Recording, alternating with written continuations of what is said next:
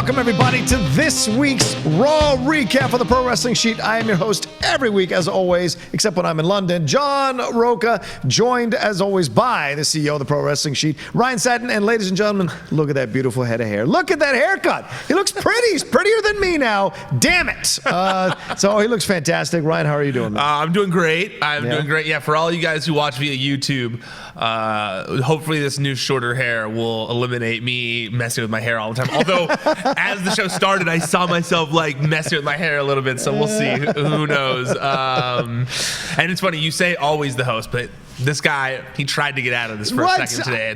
There were things going on. He's a busy man in Collider. He's a booked man, but I was like, no, John Rocha, not today. Not today, John Rocha. We're on the road to WrestleMania. We got shit to talk about. You don't get to jump off the train. Not now. As Angle to talk about. We'll get to that in a second. Overall, though, I want to get your thoughts before we get into specific matches and promos. Ryan, what was your overall feeling coming out of this Raw? It was all right. It wasn't great. It wasn't great, but it wasn't like bad necessarily. Like it was somewhere in the middle. I wouldn't say it was road to WrestleMania worthy. Usually, it's a very high caliber of stuff going on, but there was a lot of. I shouldn't say a lot. There were some good moments and some bad moments, but I think the good, for the most part, outweighed the bad, I think. I want to say, after this Raw, I found myself just kind of walking around my place in a little bit of a daze. And my girlfriend asked me, she's like, what's wrong? Because, like, we've had a separate room where I watch my pro wrestling, so she can watch her British television at nights. And I was just wondering, she's like, what's wrong, babes? And I was like, this may be the first year that I'm not, like, hyped up or excited for WrestleMania, and that that shocked me. This isn't probably what happened, but in my mind, I just picture John Rocha was just like, he finished Raw, and he was just like pacing with like a real thoughtful look, just staring off into the out a window from in his apartment complex, and she walks in with like her cup of tea because she's watching British television, so obviously she's drinking tea with the Union Jack on the bag. Yeah. She stepped out of a Doctor Who. No. She hates that. Oh, sorry. Doc Martin, that's her shit. Okay. Yeah. But it's weird. I actually feel differently. I'm enjoying. Looking at the card last night, and I was talking about Ryback while doing his show this weekend as well. And we were kind of talking about like some of the the matches it seems like we're getting. Yeah. And I'm happy about it. I actually just booked my tickets to WrestleMania. I'm going now. I heard, yeah. Because I was like, you know what? I want to go. Like, yeah. The past couple years, I've said to myself, like, I really think I talked myself out of it. Like, I'm like, I don't need to go to WrestleMania. Like, I should cover it from home. And then the second Thursday hits, and I'm on social damn media, and I'm scrolling through my feeds. I just see everyone having fun, hanging out, and I'm like, man, I should probably have been there. That would have been fun. I should have gone. Yeah. So that's part of the reason I'm going to. But honestly, the card itself does kind of, there are matches I'm not excited about, but there are matches I'm really excited about. Like, I'm excited about Kofi and Daniel and whatever iteration it becomes. I'm excited for Triple H versus Batista. I'm excited for the women's match, possibly main event. That'd be cool to be there for the first women's main event at WrestleMania. Sure. I like where the women's tag team match is heading. There's things I like. There's things I like about the show. So I'm not dislike of the show, but I do think that I think, and it's kind of like we were saying around Fastlane. I feel like Fastlane really does put a damper on WrestleMania hype. You're real hyped, and then they have to like take you on this detour. They should call it detour because it's like a detour from what on the road to WrestleMania. Yeah, you're on the road to WrestleMania, and then you have to take this stupid detour that like brings the hype down. And so I think that's part of the problem. Yeah. In my opinion, that's what I think is a combination of things. I think we've gotten so many pay-per-views now, back to back to back. I mean, especially with Crown Jewel and Evolution and everything. Like, it's all just kind of slamming into itself that we haven't had a time for WrestleMania to be exclusive. And now you hear this talk that's going to be like one of the longest WrestleManias ever in terms of hours and things of that nature. And then some of the booking as well. So I think it's a multiple combination of factors or a combination of multiple factors. And that is why at the end I'm not 100% like as hyped as I usually am. And that may change in the next 3 weeks. But when this Raw ended and I was staring at the window contemplatively, I just felt like it wasn't, it just felt like it didn't grab me yet, but there's time. There's time, so we'll see. But I also think that the Fastlane thing, the reason not only does it bring the hype down a little bit, but it makes it so you have a little less. You've taken that detour, and then you have a small window to get everyone hyped again. Exactly. And that's not always easy. You know, sometimes with Randy Orton versus AJ Styles, it's done. Yeah. But in the case of, I don't know, like a Brock Lesnar versus Rollins, it's a little more difficult. Yeah. You know, it is a little more difficult. So I think that's part of it. But it's funny, you mentioned the long WrestleMania thing. I saw someone on Twitter say, like, you know, people shouldn't complain about, you know, the length of the show because wrestling fans get more stuff, you know, more content to watch. And I say, I don't think that's fair. I think you can 100% say it's too much at a certain point. Even the wrestlers at a certain point, even though they all want that WrestleMania payday, at a certain point it's too much. You know, I don't want a 9-hour Super Bowl. I was gonna say, I don't want a 4-hour movie. Yeah. If someone put out a 4-hour movie, I would say that was pretentious as hell, and I would complain about it. If someone, I don't know, I complain about the length of things all the time. When people put out an album that's 20 songs, I go, you could have cut some of those songs. You know, like, come on. Yeah. I get it. I'm a fan of your music, but I guarantee you there are 5 songs on that album you could have cut and saved for the future. Yeah. You could have put on an extended edition in a year if the album pops off. Like, there are things you could have done. And I feel like 17 matches, if that is the case, we were counting them on Ryback shows weekend, and it's up there already. It's at like 12, I think, from where we were kind of putting together, and it's a lot of matches. And some haven't been announced yet. That's what I'm saying. Like, and that was like kind of us speculating based off of what we're seeing on television and stuff, and that's, you know, including the pre-show. And don't even forget about Takeover the night before. So you're luckily this year Takeover's Friday, on Friday. Right? Still, I don't know, and I think that's probably why they did it. They want to give people a break because they know WrestleMania is going to be a long ass show. That concerns me. Anyway, let's jump into it. Okay. Lesnar and Heyman. You mentioned Lesnar a couple minutes ago, and that's how we start off with Lesnar coming into the ring with Heyman. Heyman doing his advocate thing, talking about how Rollins is ridiculous and he's got no chance and all this kind of jazz. McIntyre interrupts, says that, you know, you're going to have to find a new person to fight at WrestleMania because I'm going to destroy Rollins tonight. And I guess he was angling to be that person a little bit. Rollins comes, hits him from behind, then whoops the crap out of him with that chair, which I have not seen in a long time. And then, you know, kind of ushers Lesnar out of the ring. He bent the chair on his back. It was like Rock Foley from back in the day, seeing how much he hit him with that chair. So overall, what did you think about this segment and then how it ended up with Rollins? So I think Heyman was on fire here. Yes. There's been some promos where I don't think by his fault, he was kind of just, but he was wasting time. It was clear they had him out there to kind of like keep Brock's name alive, but not much to advance things. And I feel like this was one of the promos where Heyman finally got to advance things a little more and mention the Daniel Bryans and the AJ Styles and the Finn Balor, how all these other small guys couldn't beat Brock Lesnar. I thought he did a good job of that. I also feel like this whole show, and I tweeted about it last night, but I feel like this whole show did a really good job of showcasing Drew McIntyre in a way where it elevated him even more to where he seemed like a serious threat to Roman Reigns at WrestleMania for like a serious opponent for Roman Reigns to vanquish upon his return to singles action at WrestleMania or whatever. So I think that this whole episode did a good job of putting Drew McIntyre on a pedestal without taking anyone down a notch. That was certainly the focus. Yeah, because he started and ended the show. He started and ended it in essence, and looked. He looked when he came out against Brock Lesnar. I said to myself, like, okay, I know they're both bad guys, but I want to see these two guys wrestle. I would love to see that match. Yeah, I agree. I was like, you know, he's huge. Yeah, he actually, you know, it's crazy how Drew McIntyre of 3MB. Yeah. You never could have pictured him standing up to a Brock Lesnar, but he came out. It's just crazy how he's just such a beast now, and he's been booked so well to where you were like, yeah, give me that. Yeah. Like heel versus heel, I don't care. Give me that. That's the greatest thing about wrestling is you just never know who's going to pop up out of what and turn this whole thing around. McIntyre, certainly from 3MB, he's the only one to come out of there that like consistently now is in the fans' minds as a beast and will remain so for quite some time. Whereas with the Maharaj. Now he popped up for like a year and a half, and then it's now back to Jabba, which we'll get to in just a second. And of course, what's his face? It wasn't a full job. We'll get to it. We'll get to it. I guess.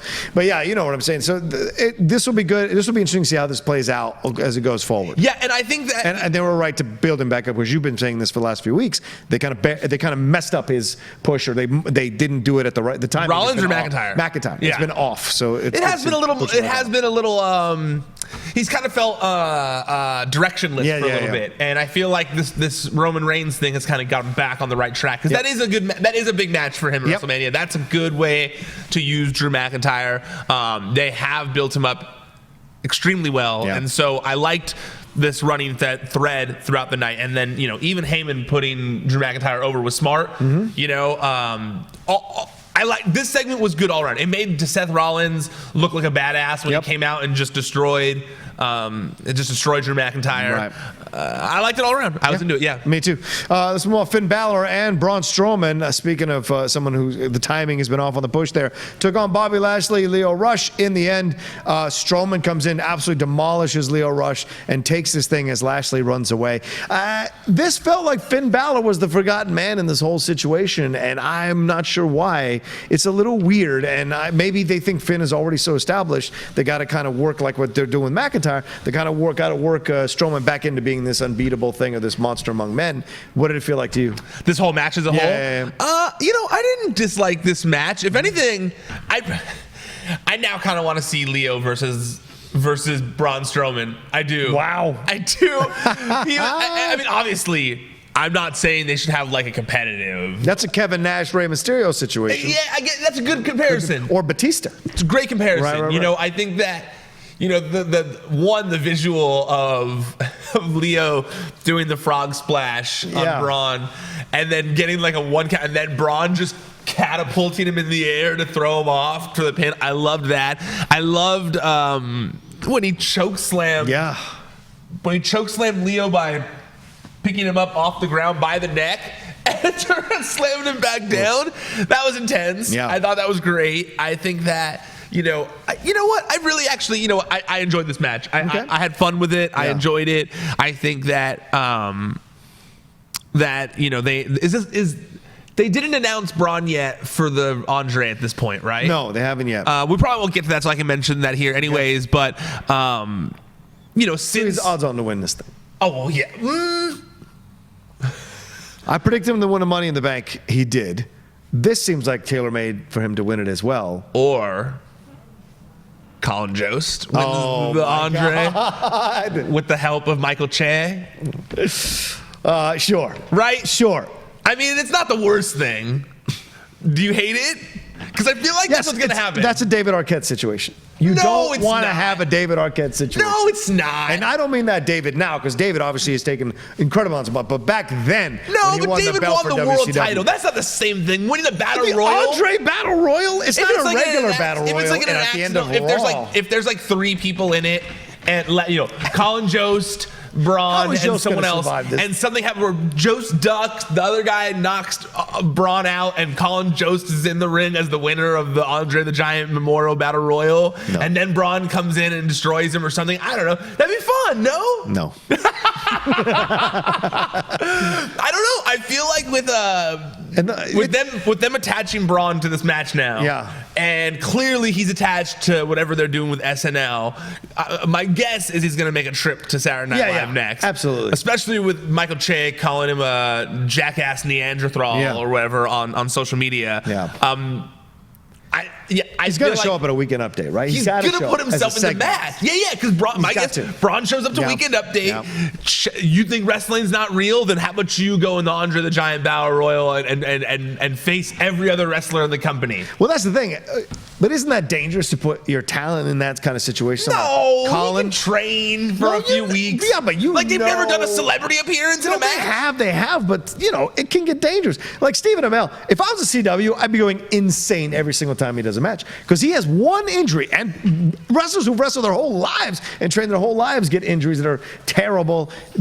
Production is like kicked back storylines. People are out of jobs. That's why he wins. That's the thing. He doesn't even have to take any bumps. He just sits there. He keeps ducking everyone. know? All right. He does the whole Michael Cole and the singlet and the wrestler ears, you know? Yeah, but it had Lawler taking care of him. It was a one-on-one. This can be dangerous. Look at Browne, a huge man taking care of him. Nia broke Becky Lynch's nose. No, but he in doesn't a get melee. eliminated. So you don't. Yeah, but you don't think he gets involved in some? No, way? he's a celebrity. He hides All under the ring. He runs into Hornswoggle while he's down there. That's fair. They make a whole thing like out of that. him avoiding it until he finally thinks that he's going to have to, like, it's going to be Braun. Braun goes to chase him, and he ducks. Braun goes over the top rope, and then something, I don't know. Okay. That's my guess. All right, fine. I think he throws him out. I think Braun throws him on top of Che, and that's that. That works too. Yeah. Well, that maybe not I'll on top of accept. Shane. Maybe like the whole roster of guys out there, and then he throws them so that everyone catches him. There's no way he falls or something like true, it that. breaks For the something. reasons that you said right there. You don't want to hurt him. He's the head writer there. All right, let's move on to Moment of Bliss. Another Moment of Bliss. Well. Elias comes out, does his thing. Alexa tries her best to support him through this thing, and then No Way Jose comes out, and they get into an impromptu match. Is this a goodbye? Like you posted about Adam Rose kind of walking away from wrestling completely. Is this a No Way Jose end of this situation? Like we haven't seen him in months. We saw him last week. Did we? Yeah, we saw him last week too. He got that new in the haircut. back, that's No. right. I think he wrestled Elias last week too. That's why. Oh, okay. That's all right. why. Sorry, I he forgot. It's okay. Yeah. Very forgettable. I mean, don't get mad at me. But I think that. Didn't Elias attack him last week during a conga thing? And that's why something along those lines. But Elias, I'm not following or caring about this running storyline very much. The question, I guess, I'm bringing this all up because God forbid this is a WrestleMania situation, but probably a pre-show. No way, it can't be. You know, all right. Unless he's unless it's a pre-show situation. Unless No Way Jose is bringing out some SoundCloud rappers with him. I like that. That's because he's got that look now. Yeah. But what was your question? Sorry. Are these Moment of Bliss segments becoming worse? Like, are they starting to hurt her rather than help her? That's my concern. Because when this was done, I was like, she's just putting people over in her segments. She's not putting herself over. She's putting people over. Last week when she announced she's host WrestleMania, certainly putting herself over. But almost every other time, the segment is used to push storylines and put other people over. And I'm like, Alexa gets lost in this, in my opinion. And I'm for one, who's a massive fan of Alexa, am tired of seeing her getting lost in this situation. Yeah, I don't think that it helps her. I don't. I don't think but also. Like, it keeps her in the public's eye, sure, but that was what I was thinking. Is it keeps her in the public eye? I mean, was Miz TV? I mean, but Miz was wrestling at the same time. I'm trying to remember the early days of Miz TV though. Like, I'm trying to remember where Miz TV's origins were and how hated it was then, and now it's almost become accepted. But I think that's the rarity in this situation is every other wrestler who's had a show wrestles at the same time. She hasn't wrestled in a long time and has been doing these Moment of Bliss situations, and they're not really to further her storylines. They're to further other company-related things. Yeah, I see what you're saying. I'm saying, like Piper, go all the way back to Piper's Pit. He furthered the storyline, or the Flower or Shop, whatever, with the Gorgeous George, and then all the ones that have come before, the Jericho highlight reel, the Miz TV, all of them that have had their own. Edge and Christian had they all have they all have wrestling storylines that they're involved in themselves. With Alexa, we don't see that. You dated yourself by calling out Gorgeous George. I'm just saying, there's a heritage, son, of these shows that are given. No, I got what you were saying. saying. Yeah. I think you're right. I don't think, honestly, I don't think you're wrong on this one. I think that I don't really understand. I don't understand the purpose of these segments. I think that, but I mean, at the same time, I get that it's better than not being on TV. Right, she's being used. It's great, but at least they're doing something with her. They're trying to give her a character. I just don't know if this is. I mean, her character was always. I shouldn't say always. Her character was already over. Yes. And so I do think that this whole thing is almost like making her. It's almost like go away heat as opposed to what she had before, where she had like good heat with the crowd and stuff. And so I do agree with you in that regard. The segments are hit and miss. Some make me laugh, some don't. I'll be honest with you, this one did kind of make me laugh at the end of it. Okay. The Otis thing did make me laugh a little bit at the end of it. The Otis thing, I thought. Otis. God bless Otis. I'll be honest with you, man. Like Otis, the whole thing. I laughed at Otis coming out, the way he was walking. He cracks me up. Yeah. And you know what? I was mean. But we were dismissive. We were of the No Way Jose match. But I'll be honest. Okay. It wasn't bad. I don't think it was bad. He could wrestle at NXT. It's a matter of opportunities, right? And so he has. Oh yeah. I'm just saying, anything hasn't creatively. It hasn't worked. Totally. Not a knock on us for being right, of course. not into it, but I just wanted to throw that out there because I do think that despite the where no way Jose is on the totem pole. Yeah. I feel like he's trying. Yes. He did the hair to try and change himself up a little bit, even if it looks like a SoundCloud rapper. It's at least distinctive. Yeah. And I do think this match was a longer match than we've seen from No Way Jose in a little bit. I was surprised at how much time they gave him. He was like dominating this thing at the beginning. Yeah, it was like a little surprise. It was definitely jarring. You're like, wait, are they giving No Way Jose offense here? Yeah, Interesting. That doesn't happen in a long time. I don't like that it was at Elias's expense necessarily, but at the end of the day, Elias still won. Yeah. I don't know what they're doing with Elias. I don't know what they're doing like with Elias all three right of these now. people in this segment, I'm like, where are we going with this? Very much was like we don't know what to do.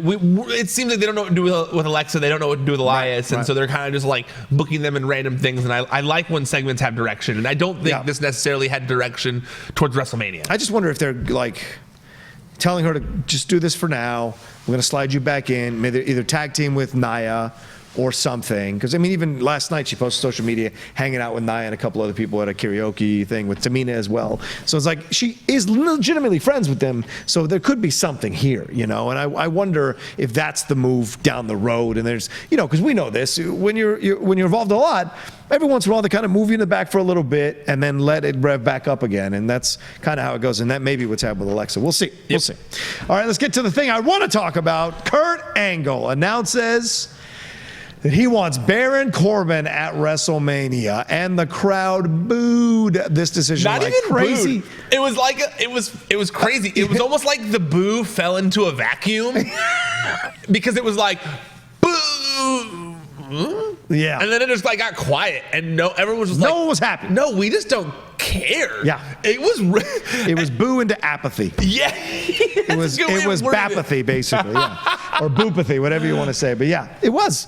Because no one was happy with this, and you posted, or was running the site last night. James he posted about Kurt Angle's wife saying that she wasn't happy. Oh no, I wrote that story. Yeah, you did. She wasn't happy about it. Then she took it down. Well, Norm wrote it, but yeah. But so you're like, okay. She took it. It's funny. She tweeted. JR wrote underwhelming about a match announcement, and JR did. And she responded saying very, and then she said like something about like, oh, those of you guys were chanting Cena, we heard you, or something like that. Yeah. We want it too, and I wrote a story about it. Because she said, this is what she said. Yeah. And then she deleted it within like 20 minutes of me posting the story.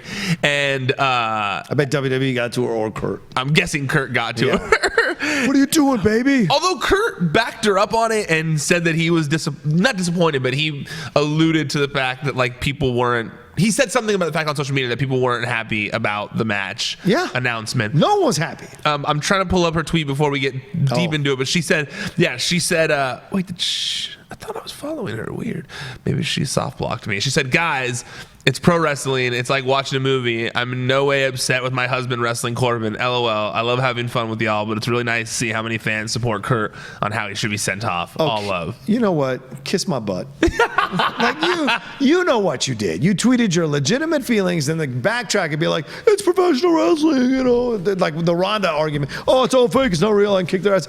Don't do that shit. We're all in here watching it. You know what you tweeted. You know what you really meant. And I get you doing the PR thing of like, thanks for all the fans being into it, but I was just messing with you. It's ridiculous. You know what you felt. It's a crap match. Nobody likes it. Nobody's happy about it. Everybody commented me on Twitter was like, it's a swerve. It's a swerve. It's a swerve. I don't know. I don't either. I had Jamie text me. Jamie texted me like, hey, could it be a swerve? Like, I hope so. Yeah, everyone hopes so.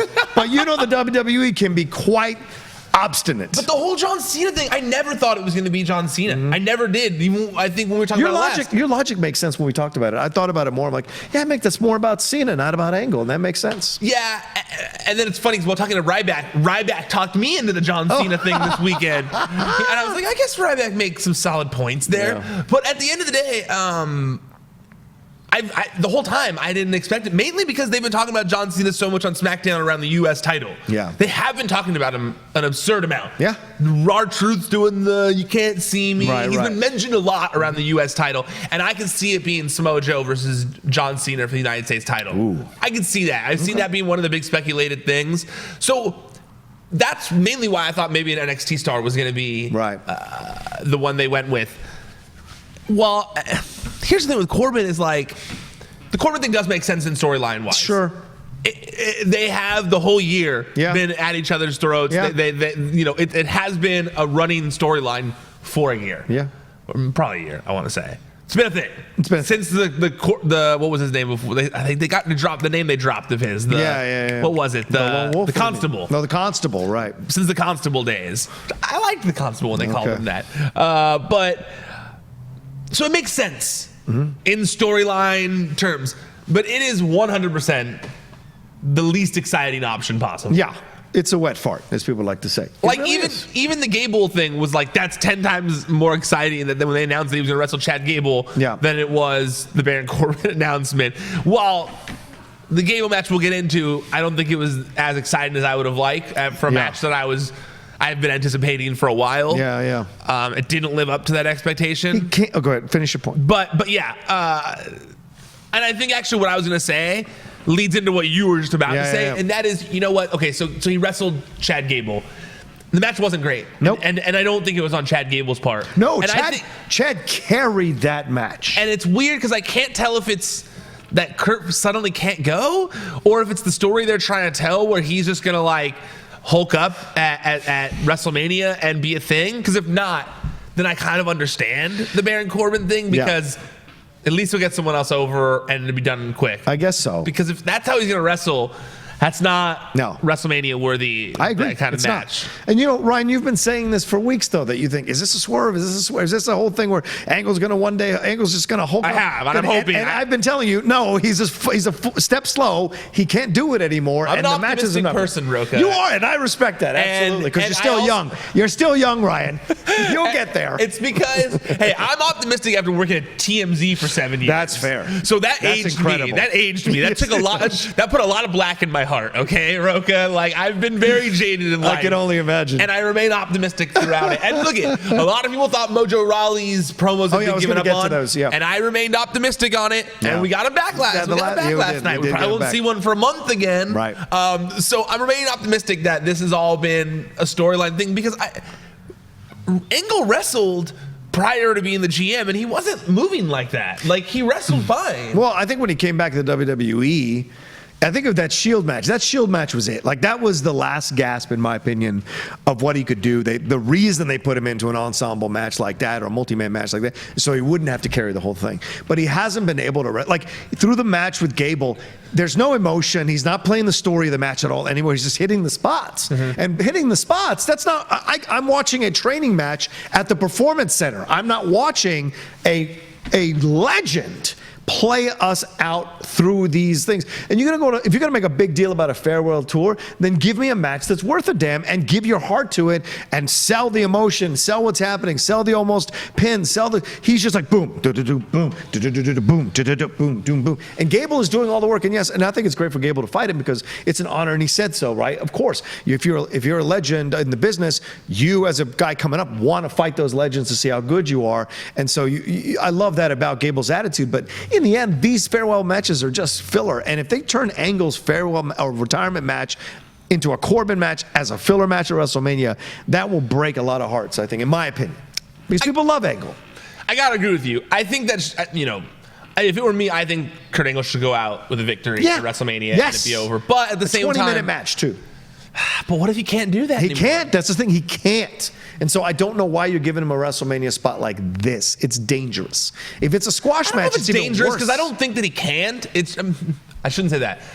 I think he has it in him. It's just that I'm sticking with what I said. Okay. I really do hope that it's part of the storyline, that it's like, man at the end of his career trying with everything to hang on. That's what I'm hoping is what they're going for. Okay. I don't know if we'll see. Maybe that's like the glasses I have over the storyline to make myself enjoy it. I don't know, but we all get old. We all yes. get old. But the match itself wasn't, it was fun. Gable was great. Gable was great. It was fun. I don't want to say it wasn't fun. It was technically a good match. It was technical. Yep. It was fun. I just don't think that it was the match I had anticipated the two of them having since Kurt Angle came back to the company. Right. It's a match I really had been anticipating. I also keep seeing retirement thrown around for Kurt Angle. I don't think this is a retirement match. I hope it is. I just don't think it is. Okay. I think it's a farewell. They're calling it a farewell match for a reason. Okay. It's because he's done in WWE. It's like when they made JR retire. They've learned their lesson, and they're like, well, we can't force him to retire, so we'll call it a farewell because you done here. Yeah. You know? You done You here. done in this ring. All right. Well, speaking of retirement, someone who coming out of retirement, Beth Phoenix came out with Natty to confront Sasha and Bayley, who'd been talking in the ring, and this was a good, fun back and forth. I thought. Sasha said what I've said, and maybe you guys hate me for saying it, but Natty is holding on to Beth to have one more shot at WrestleMania because she's the old guard. Sasha and Bayley are the new guard. They should be the focus. So to me, this is not an exciting matchup at WrestleMania at all. And I hope with Nia coming out, having her back and forth about what she's done and what she's accomplished in a short time here, that it might be a 6-woman tag match. And then there's rumors about the Iconics. That's what I was going to say. I mean, if you an 8 or a 14 match. If you look at this segment as a whole, it started with Boston Hug Connection. Yes. Calling out Iconics a little bit, which is ridiculous. Okay, but I don't know if I agree with that. But it makes sense. I mean, they've been a tag team since. That's like the Patriots calling out the Browns. Anyway, all right, go ahead. No, it makes sense because they're one of the few teams who's actually been. They're one of the only people who've been an actual female tag team since day one in WWE. Oh, the Iconics. The Iconics. Yeah. And I think that it does make sense for them to get a tag team. But they have title no shot. notable victories as a tag team, and so to get, I get that they haven't been put in matches for it. Yeah, because they lose. I would think you push the story. I get to you pushing the storyline of the Iconics, but them going, oh, you didn't show up to SmackDown Live. Really? Sasha and Bayley are not going to show up to SmackDown. They're going to face Rhea Ripley and her at NXT, but they're going to be scared of the Iconics. Give me a mother effing break. It just doesn't make any sense. That's the whole fun of the angle. It doesn't make any sense. Rocha, are you getting worked yourself here? That's the whole fun of the fucking angle. What are you talking about? It's a terrible angle, though. I don't want them involved. I mean, the Iconics are shitty heels. That's what I mean. They're not shitty and bad. I mean, they're idiot. They're good heels. That's what I'm saying. They're good heels. They're saying they're not believable to beat anybody in the ring. That's my problem. That's my problem. All right. Anyways, it starts off with that.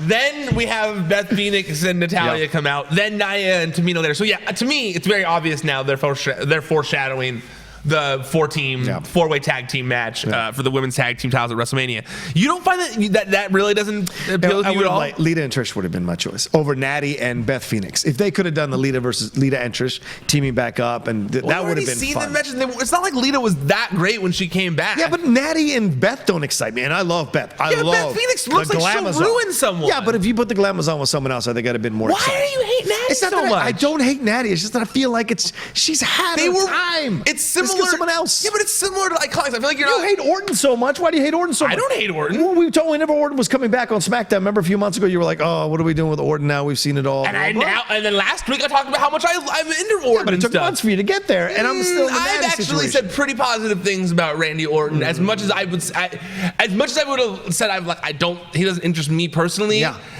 If I had said that, he has completely turned me around. Okay. I don't think that's fair to say. Well, sadly, I haven't turned around on that, and I'll admit that. And not because I don't think Natty should work and get her money. Absolutely, I just think I wanted something more exciting, and this is not exciting to me. But see, interesting. The Glamazon involved is the way I look at it is that they're similar to the Iconics. Is they were a tag team before there was women's tag teams. Right, the pinup strong. Yeah. So I personally think it's cool that they're like showing some love to someone who, you know, these two were a tag team already in WWE before there was women's tag teams allowed, or not allowed, but before women's tag teams had a title belt. Yeah. So I don't know. I liked it, and also this segment fired me up, similar to the AJ Styles Randy Orton promo. It was pretty honest. I was into it. It was honest. It was some cool, hard hitting stuff. I loved Sasha Banks' facial reactions throughout the whole thing. She was cracking me up. Sasha was great. She was looking so offended at everything being said by them the whole time. Yeah, so many offended faces. She uses that upper lip, so she does it so well.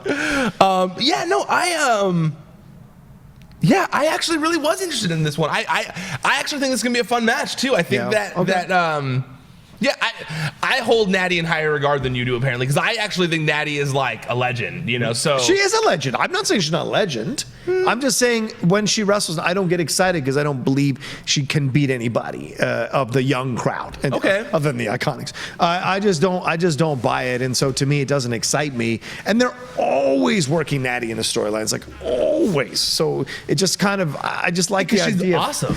Okay. All right, let's move on. Ricochet taking on Jinder Mahal. This, as I was saying earlier, this felt like a glorified squash match to me. Jinder had a little bit of offense, but Ricochet in the end. I don't know why you put this to. Why do you need to put these two together? Like, it's a weird match. I didn't dislike this match either. Really? I actually thought it was a good way of, like, you know, he beat a former WWE champion who held the WWE championship for a long time. Right. You know, hate Jinder Mahal all you want. He was a former WWE champion. I don't hate Jinder. You don't. I'm mad. You were Team Jinder. Yeah, I've been Team Jinder since they brought him out of 3MB to become a champion. I was a fan of it. I hate how they've turned him into a patsy. Fair. In the end. I really hate it. I hate how they turned him back into like his, when he came to Raw, they turned him back into like his whole inner peace thing when that was never his thing on SmackDown. I don't understand. Great heel. He is. Use it right. But you don't think this was a good way of using it right? No, because he's always getting beat. He's lost so many times over the last 2 years. You think he should have beaten Ricochet? No, but maybe a better match, a longer match, a more tighter match. This was a pretty long match considering he is a glorified enhancement talent at this point, considering where he was at his last year. But at no point it didn't feel like he wasn't following all the beats like he's done before, and then you knew the loss was coming. And so it's just like, yeah, but I also kind of like seeing Ricochet have to be...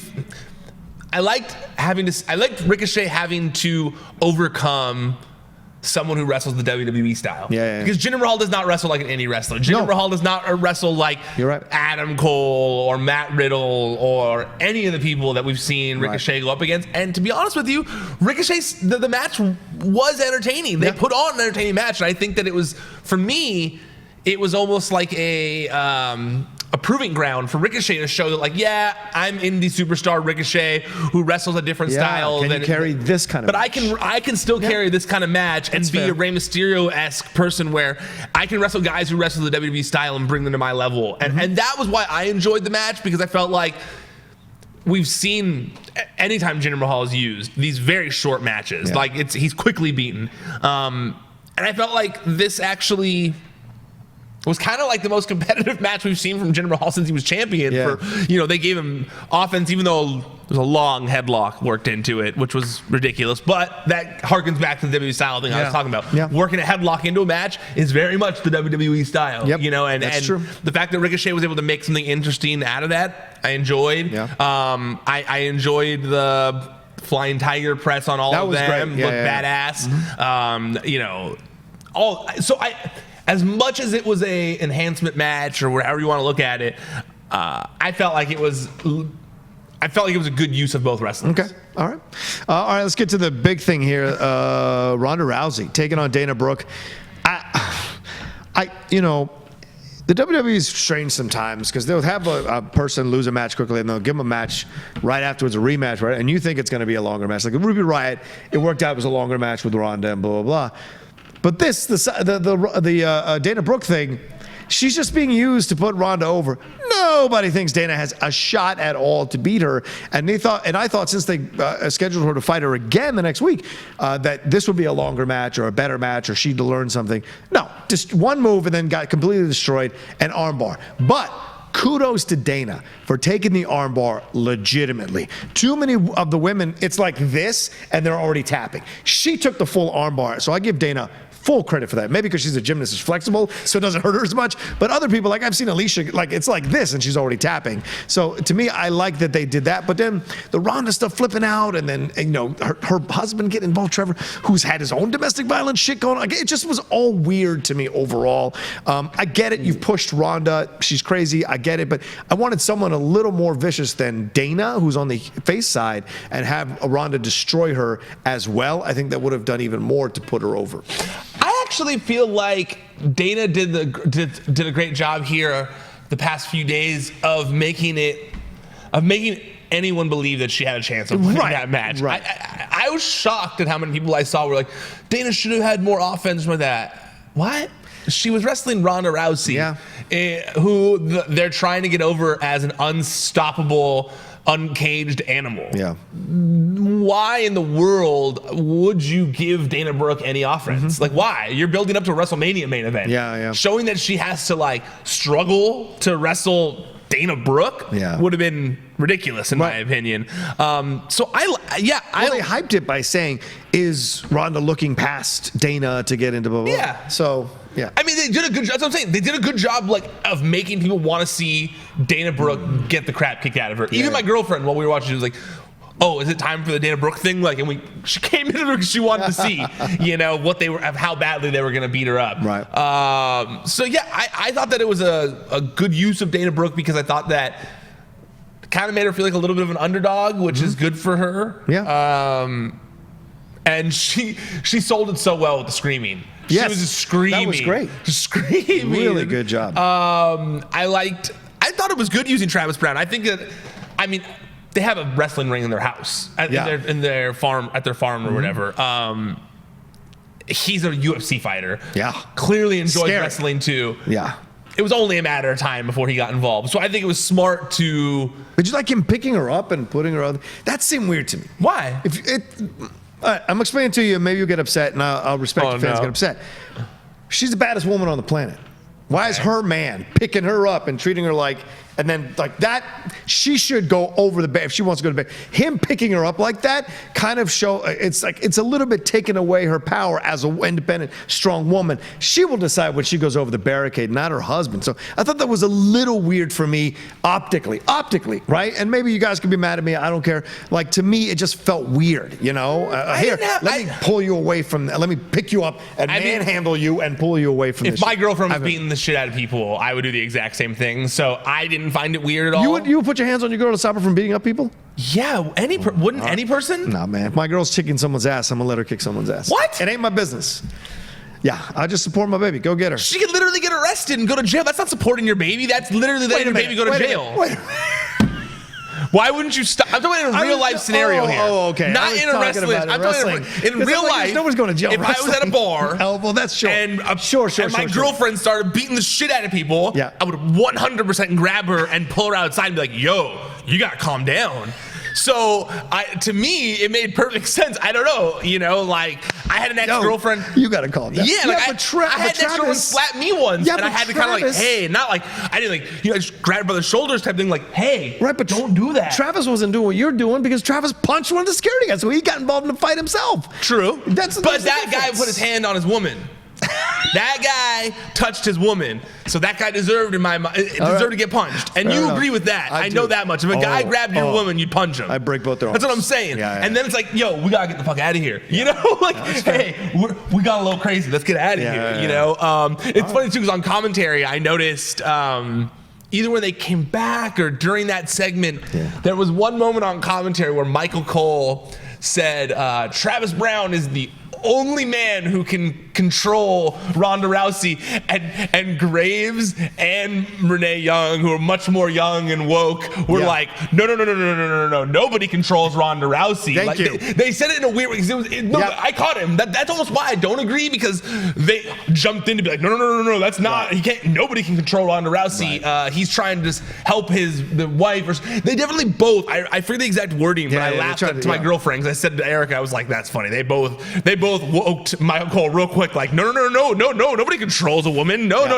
Like, and it's true. It was a smart, right thing to do, but it just made me laugh because Michael Cole is more of an old school guy, and he was like, oh, her husband controls her, and they were, oh, no, don't say that. Yeah, I like to see Michael Cole control anybody. But you know what? I think that, in terms of building to WrestleMania, again, as much press as possible, I believe certainly got press. It's going to get the most press. It's going to get people talking. A UFC fighter punched WWE security stuff. I think it was, at the end of the day, I think it was good publicity, good way to continue. It is. Good way to continue. I think to continue building up how, this heel turn of Ronda Rousey, you bring her friends in, you bring her family in who are already heels to the world. Travis Browne's already healed to most of the world. Shane and them are killing NXT. to me, it seems like it's only a matter of time before they come up to back her up. Right. It's all set up. Remember we were going to do the 4 Horsemen versus 4 Horsemen? I guess that's not going to happen. I almost wonder. Women, rather. 4 Horsemen versus 4 Horsemen. I know she's planning to leave after WrestleMania for take a little break. But I almost wonder if it's maybe going to be like the pay-per-view after WrestleMania or something like that. Could be. But I don't know. Who knows? Or somehow they get involved. Who knows? All right. Baron Corbin and Apollo Crews. This was happening in the back when Baron Corbin was talking to the Revival and saying, hey, see what I did out there? Then Apollo Crews comes out and is a little weird with the whole just say yes. And then give me what I want. Eventually, browbeats him into the match. They have the match. Cruz wins, and I don't know what the point of Cruz winning this is, because like you just said, it doesn't hype you up for a WrestleMania match if you're losing or struggling to beat someone that is essentially lower on the totem pole in terms of TV time and personality-wise on the show. So I don't know what it got. Yeah, I'm with you. And then, of course, Angle came out and blah, blah, blah. I'm with you. I also was confused. I was like, well, this doesn't hype up their match. This deflates it even further. Yeah. And it was already deflated when he announced it. So I really didn't understand the point of it either myself. I was very confused. But the only saving grace here, in my opinion, was that maybe this is a sign that it's not going to be Corbin versus Angle. Right. Maybe that Corbin keeps losing and he says he's not worthy. Angle says he's not worthy, and they do some sort of switcheroo. That's my hope. Yeah. I don't know. That's my only thing. Otherwise, this made no sense. Yeah. It was weird all around. We'll see. I'm sure this is going to be. Please, God, make it a swerve. All right, let's get on to Batista. Then a little back and forth with Michael Cole, you just mentioned. Batista got into it, talking about how Triple H is a jealous guy, and like these are his real colors. He's a cerebral assassin. He's called a cerebral assassin for a reason. Cole tried to defend Triple H, which is ironic as hell, and they went back and forth about it. And then Batista ends the interview, walks out. I think this was 85 to 90% there. That extra 10%, I felt like Batista stumbled a couple of times. It wasn't quite nailing the beats of the promo as much as he would like, and as much as we've seen him do before. So it did its job, but I really would have liked it to do a better job overall. I like that it was very Tony Montana-esque. He was like in the Scarface, in the chair with the suit like Tony Montana from Scarface, the sunglasses. He obviously never a pound of coke in front of him, but the image of him sitting there looked cool. I don't know. It's for me the 10% missing was more so the writing than the acting of like writing thoroughly. That's what I mean. His acting, no problem at all. The stumbles are there. I think the writing is an issue. Absolutely. I think because they don't want to firmly place either as a heel or a face, so they're kind of like playing the middle here. It's two friends fighting. It's two friends fighting, but it's also like, you pick who you're rooting for. Right. You rooting for that Hollywood asshole, or are you rooting for this wrestling asshole? Like they're both dicks and they don't like each other. And I like it. Do you know if there's real heat between them? Can you say? No, I don't know. Okay. I mean, we talked about it on Collider Live a few weeks ago. Okay.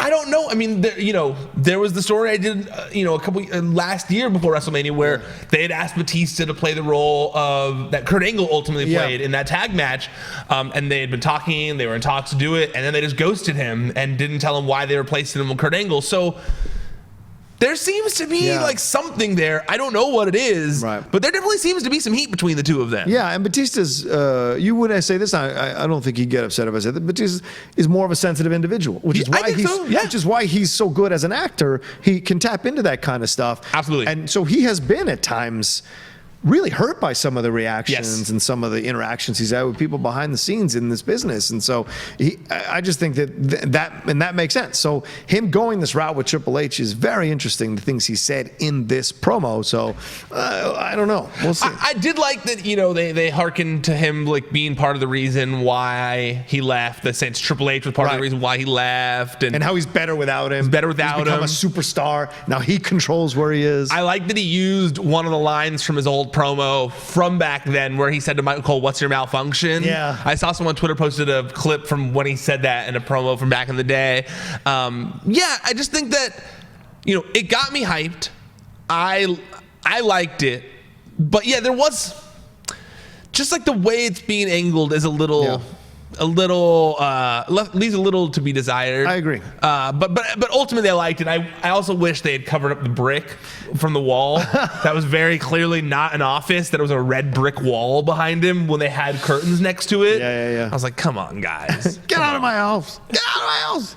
I want to see them in the ring promoing off before WrestleMania. I think could be something there. I saw people complaining last night where I guess the people who were live were watching this on the video screen, and they were mad that Batista wasn't there, and they were booing, and then they were chanting CM Punk, and I was like, "What? Fuck Are people off. still chanting? Like, really? Come on, grow up." CM Punk just got his butt kicked on the UFC all over the place. Like, at some point, that now chanting it doesn't carry the weight that it did before. He hates wrestling. Batista loves it. Yeah. Why would you do that? Yeah, exactly. Also, I say grow up to people to wrestling where it's aimed at children. I shouldn't say grow up. Who is the bad choice of words? Who is the female wrestler that did you retweet or like this post from hers? And she said, like, if you're cheering for my boyfriend while I'm wrestling. Oh, yes, Deonna Purrazzo. Yeah, who's her boyfriend? Marty Scurll.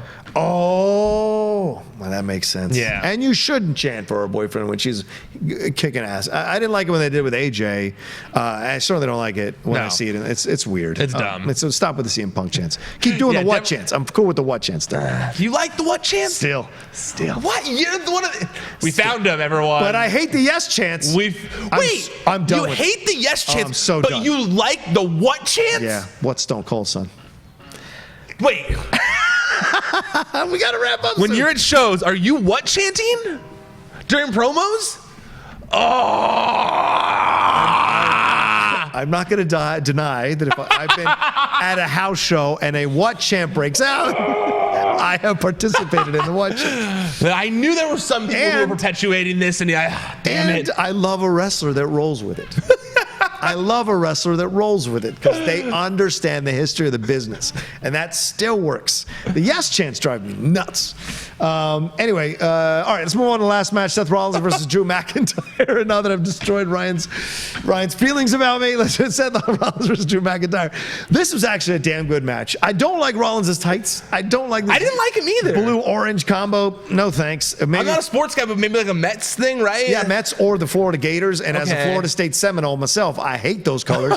So seeing them on Seth was weird. It was like when Daniel broke out those Seattle Seahawks tights. I was a fan of it. I'm not a fan of it. Don't confuse my mind. And so in the end, though, it was a good match. And then, of course, Lesnar came out and interrupted at the end there. So, you know what's funny? I know Reigns is – do you think that maybe behind the scenes Reigns is maybe this could be a triple threat match for the title? You don't think Reigns is maybe they're afraid? No, they said last night it's going to be Roman Reigns versus Drew McIntyre. Okay, all right.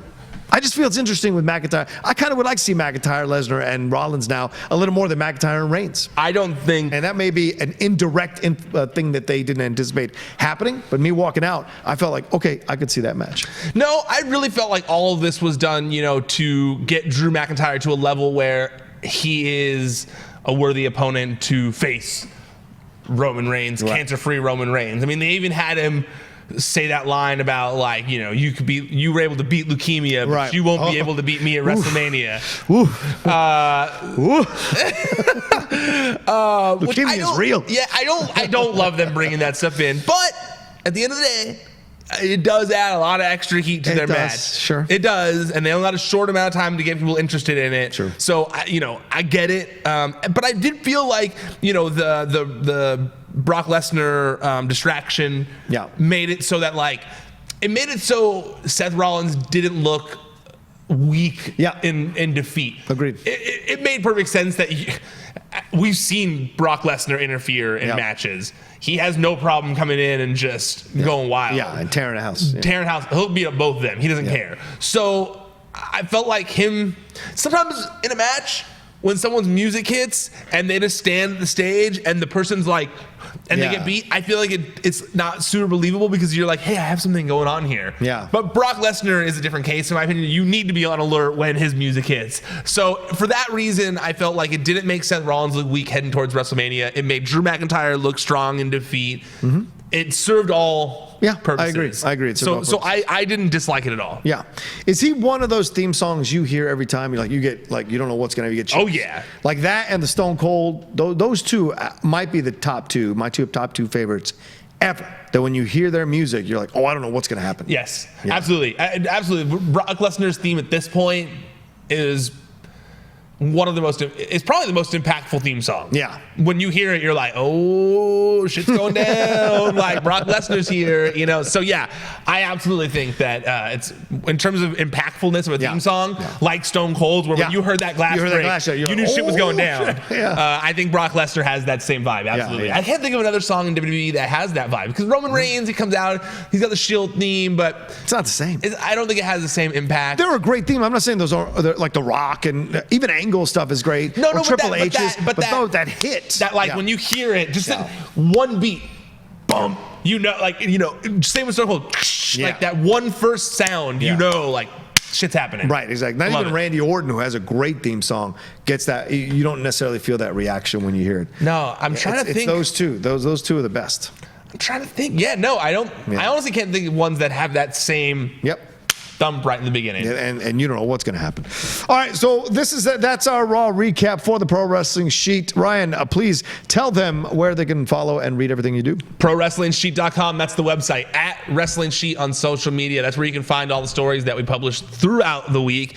Also, check us out on YouTube. YouTube.com/C/Wrestling Sheet. That's where we do the Raw and Smackdown recaps. That's where Wrestling Sheet Radio is. That's where all the other videos I post go. So make sure you go to YouTube.com/C/Wrestling Sheet and subscribe to our channel. And while you're there, to all of you who are already there, hello, thank you. I appreciate you watching on there. I hope you liked it. I hope you liked the new haircut. But while you're there, like I said, subscribe, leave comments, share the videos, like it, all that stuff. It helps me out a lot, helps keep the lights on here, helps keep spreading the word. I'm very happy with how much the subscriber count has grown. So please, please, please keep spreading the word. I appreciate it very much. Yeah, and thanks to everyone who's been tweeting at us how much you've been enjoying these recap shows. I've noticed that the frequency on my Twitter feed keeps growing of the amount of people who enjoy our recap. So thank you very much for all the great comments and compliments for how we do this. We love doing it, even when I try to get out of being double booked in a situation like today. All right. Well, you can follow. Sorry, into the Spider-Verse commentary track. All right. You follow Ryan at Ryan Satin. Follow me at The Rocha Says, and we will see you tomorrow with a SmackDown Live recap on the Pro Wrestling Sheet. ProWrestlingSheet.com